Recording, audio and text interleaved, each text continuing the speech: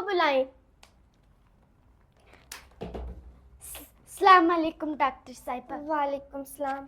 क्या मसला है आपके साथ? मेरे जोड़ निखरे दिन माबू शदीद दर्द देना बिच। अच्छा, तो आपको ये दर्द कब से है? 1 साल तो मत दर्द है डॉक्टर साहिबा। 1 साल? तो आपको अभी याद आया कि मैंने डॉक्टर के पास भी जाना है? ना मैं इसका जान सारा ट्रीटमेंट कराया पर बू लंबी दस्ताने में और तो समा के सुनावा।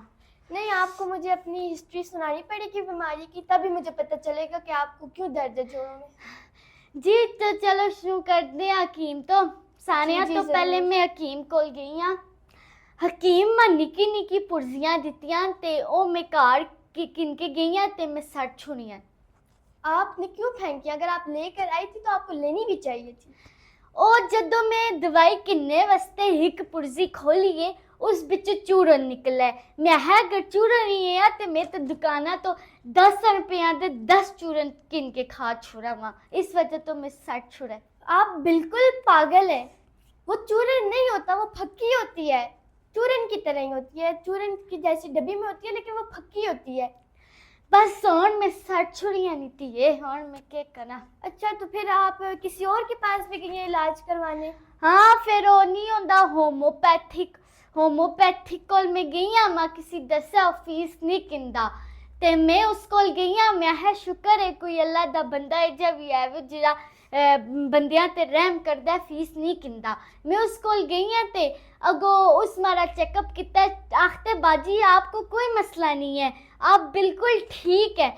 मैं है अल्लाह पुत्रा दवाई लिखते उसमें दवाई लिख के दिती है नाल इतनी इतनी शीशियां दित्तियां ते मैं शीशी जरा गौर नाल दिखिए ते ओ पानी नाल भरी दी शीशी। मैं है पानी है ते मैं घरों पानी पी के नावा ओ ते फिर मैं आह चलो रेट पुछनी आ। रेट पूछा 8000 नहीं आओ मां शीशियां देंदा। मैं उत्थे ही सट के आ रही हूँ।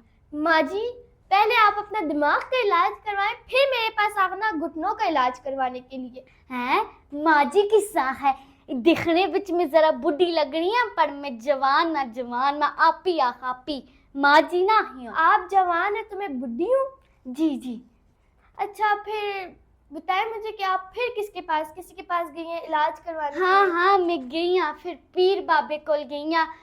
पीर बाबे को यकीन मनसो में 7 बजे सुबह गई हाँ।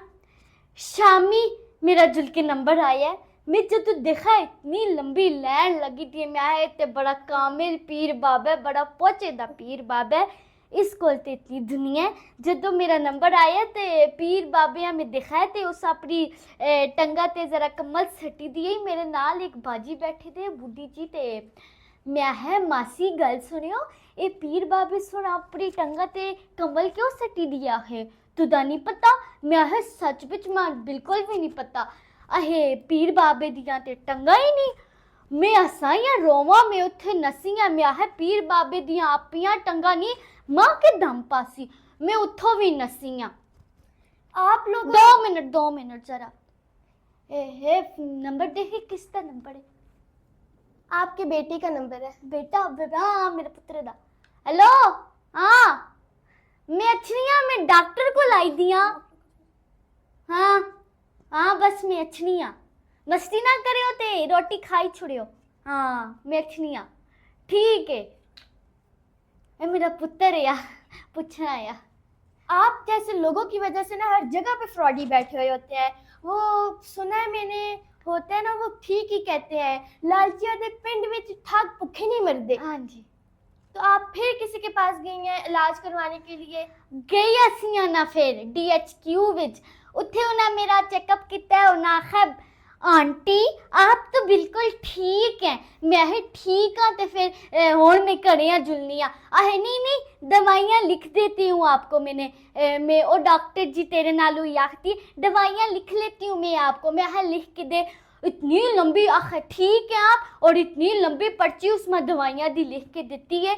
मैं है ठीक भी आवा ते पर्ची भी इतनी लंबी लिख के देती है, अहे नहीं ये ताकत की दवाइयाँ आपको, फिर आप बिल्कुल ठीक हो जाएंगी। फिर उस तो बाद मैं काट गई हाँ, उस में 3 महीने की दवाई दी है, पर मेरे को इतने पैसे नहीं है, मैं 13 महीने की तो नहीं की, 1 महीने की दी है, नाल 2-3 दिहाड़े छोड़ के मैं किंदी रही हाँ।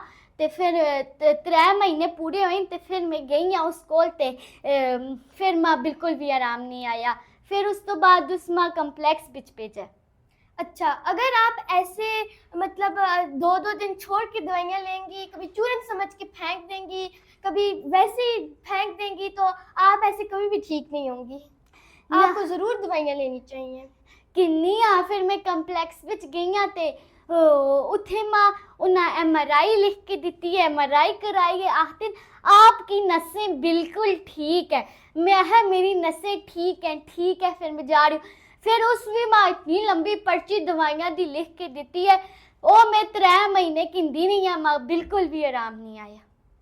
वैसे कम्प्लेक्स बहुत अच्छा है, लेकिन मैं वहम के इलाज की डॉक्टर नहीं हूँ, और आपको वहम की बीमारी है ना डॉक्टर साहब, मैंने एक और भी बीमारी है। जी बताएं। देखो मेरे दंत काले हो गए, इन्ना भी बहुत शदीद दर्द है, तुसी कुछ इलाज कर किंदे ना। तो वैसे मैं डेंटिस्ट तो नहीं हूँ, लेकिन फिर भी मैं देख लेती हूँ। हाँ जी बिल्कुल। आगे हुई जरा,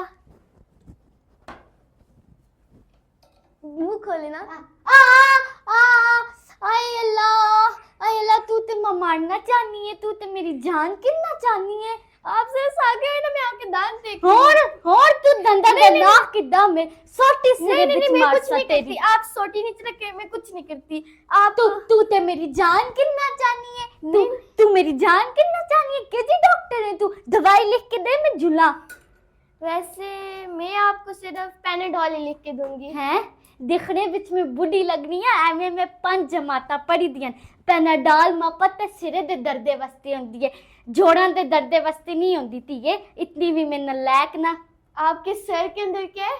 दिमाग है मेरे सर पे, वो आपके घुटनों में है, तब मैं आपको पैनाडॉल लिख के दे रही हूँ। तू तो साफ ही चलनी है।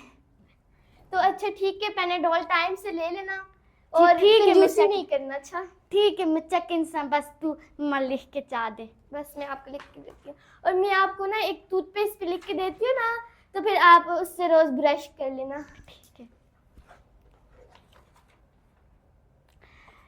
तो मेरे चाहने वालों, हमारे सब्सक्राइबर्स, आज आप देख रहे हैं हमने जो इतनी लंबी गुफ्तगू की, ये एक पेशेंट और डॉक्टर का मुकालमा था, जिसमें आज आपने कमेंट्स में बताना है कि हमें पेशेंट के साथ कैसा रवैया रखना चाहिए।